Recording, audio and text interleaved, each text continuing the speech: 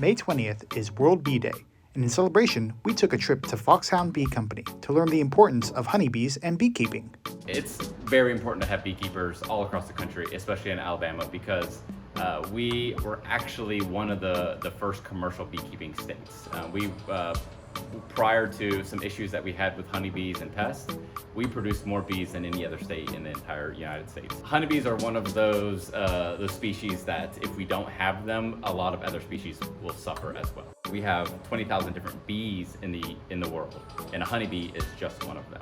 So honeybees are known for their ability to pollinate, not necessarily because they're very, very good at it, but because the colony is so large. So where a honeybee colony will be 40, 50, 60,000 bees at its full strength, mason bees, carpenter bees, those types of small solitary bees are in the dozens, and that's it. Same thing with bumblebees. There are maybe a couple hundred bees.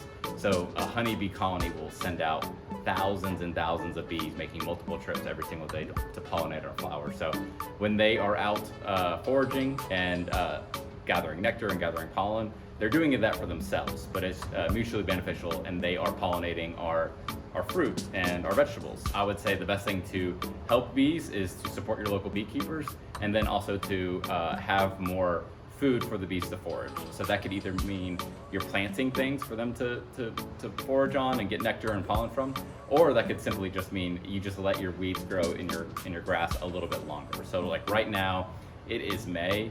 We have clover popping up. We have dandelion popping up. Instead of cutting those down right away, why don't you just let those grow a little bit longer? Bees will forage on them, they'll get what they need, and then you can just cut it all down. So you don't have to have a wild yard, but maybe just let it grow a little bit longer to support the bees. This World Bee Day, celebrate by making the world a little bit better for all of the pollinators.